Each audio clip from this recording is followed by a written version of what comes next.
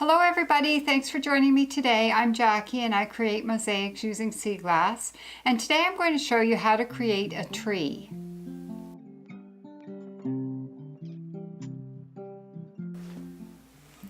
So we had a super moon the other night and I was just in awe of looking up into the sky and seeing that great big moon close to the earth. And there was a tree right in front of the moon and I said to myself, I have got to create that in a sea glass mosaic. So what I've done is I have this frame here and I've drawn a picture of a tree, really simple line drawing. And I just drew it freehand. You could do any tree that you like. And then I took a plate and that was just the right size and I drew a circle behind the tree, which is the moon. So it's really simple for colors. The tree is going to be brown sea glass, the moon white sea glass, of course, and then I'm going to do all of the leftover areas in green. So it's a really good use of your three colors of sea glass. So trees are something I've done before with sea glass, and here's an example behind me here. It's my tree of life and it's done on an old church window. This window goes all the way to the floor. It's really quite large and I love doing trees. I just love brown sea glass. And well, I love all sea glass. Do you like my t-shirt? I had to, as if you didn't know that I liked sea glass, I had to wear a t-shirt that says I love sea glass on it. But brown sea glass in particular is one of my favorites because it's so effective when you're creating a sea glass mosaic. So let's get started on my tree. So I had this dark brown frame and I thought it was a good choice for this particular project because the focus is going to be on the brown in the tree and I thought the brown frame would go really nicely with that. So I have a tray of some of my bigger, chunkier browns and I've got a bunch of medium to large brown, medium and smalls.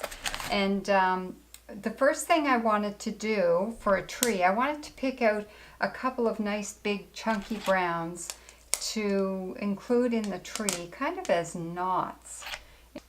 One of the things to keep in mind when you're doing, especially the bottom of a tree, if you add pieces that aren't flat, like there's a piece that would be from the side of a bottle, it really adds a lot of texture to your tree. So don't go for all the small flat ones. And I've even found in the tree that I have behind me here, my tree of life, I've even used pieces that aren't perfectly finished, that might have some rough edges, and which isn't typical for me. I'm really picky about my sea glass, and if a piece isn't really well frosted and finished, I'm apt to throw it back. So can I put in my little plug for brown sea glass? So many people don't really like brown sea glass, and I just think you're really missing out if you don't use brown and collect your brown. It just has so much interest and texture to it. There's a rock that was in with my brown sea glass, and I might put that in there just because it might add a little bit of interest, like a hole in the tree, a black hole. We get quite a bit of brown sea glass on our beach because I think the fishermen will often throw their bottles over after they've had a beer when they're out fishing. So the ground at the bottom here that the tree is growing out of, I want it to be kind of chunky and rocky. So I'm picking out browns that are like your bottle tops, like this, like the beer bottle tops. And I've also picked out a few of these kick-ups. So they're like the bottle bottoms. And they're really old ones, so they're really well frosted and nicely finished. And I think they're going to make for an interesting ground down here. So I'm kind of pleased with how this is coming together. I've got all this big chunky stuff happening at the bottom, so it gives a lot of dimension to the bottom of the tree. And I'm using fairly big chunky pieces. But what happens when you use big chunky pieces is you do get a few little gaps. So if you look at like here, I want the ground to go a little bit smoother. So I'll just take some little pieces and glue them in right there and here. And it just evens things out. You might notice when I do my mosaics that I try really hard not to have the pieces touching. And what I find happens when you have the pieces not touching It creates a really good mosaic effect because your eye just automatically will fill in what it is that isn't there.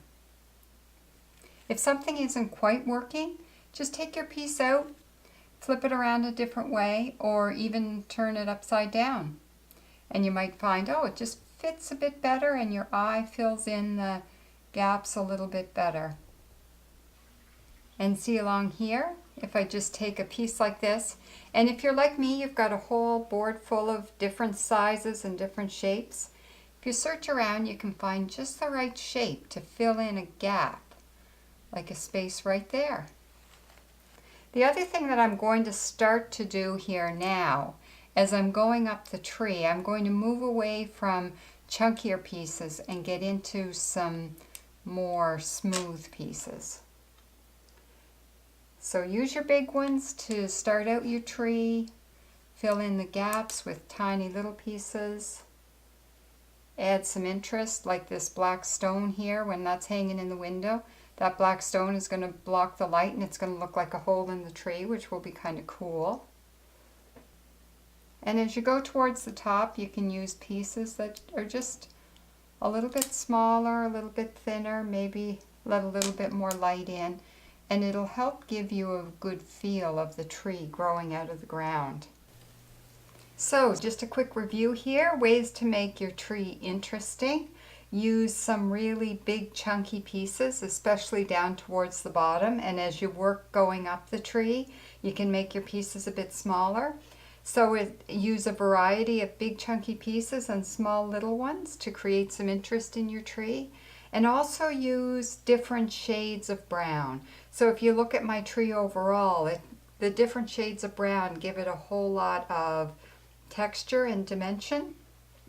And just a few other things I've done. I've included a few rocks. Here's a rock and here's one. And a few tiny little ones that I use to fill in holes. And I've also stood some pieces on end so they stick up. And that really creates another bit of interest and dimension in your tree. So now to do the moon. So I've grabbed a bunch of whites here, and one of the things when you're doing your tree, you don't really have to stick with the line of the of your pattern. If you change it, it doesn't matter. But in order to get this really good circle shape, be very particular about sticking with the line of your moon. Because if it's off, you're going to see it. And believe me, I have done it before. So speaking from experience, my advice is to really take your time and make sure. What I've done is I've picked out a whole bunch of white pieces that have an edge on them. So there you see I have the perfect outline of the circle right along this side. So now I can just go ahead and fill it in with white. So there we go. I've got the moon all filled in, and I picked out some blue pieces here for my little nukshuk down in the corner, and I just have to fill in the rest with green, and that's going to really set off the brown tree and the white moon. So my strategy for filling in my green, I'm just getting the pieces to fit together like the pieces of a puzzle. I'm not making any attempt to create any sort of secondary pattern. So it's just basically filling in the background space. Fairly straightforward. The one thing I would recommend is, if you would notice, I use some really dark greens and some really light greens. So by using a real variety in shade of green, as well as a variety in shape and size, it's going to create a whole lot of interest for your background in your green. So there you have it. I finished my tree and my supermoon. I hope you found this really inspirational, and it's given you some great ideas for what to do with your brown sea glass. Thanks for joining me today. If you have any questions or comments, feel free to post them. And happy sea glass hunting!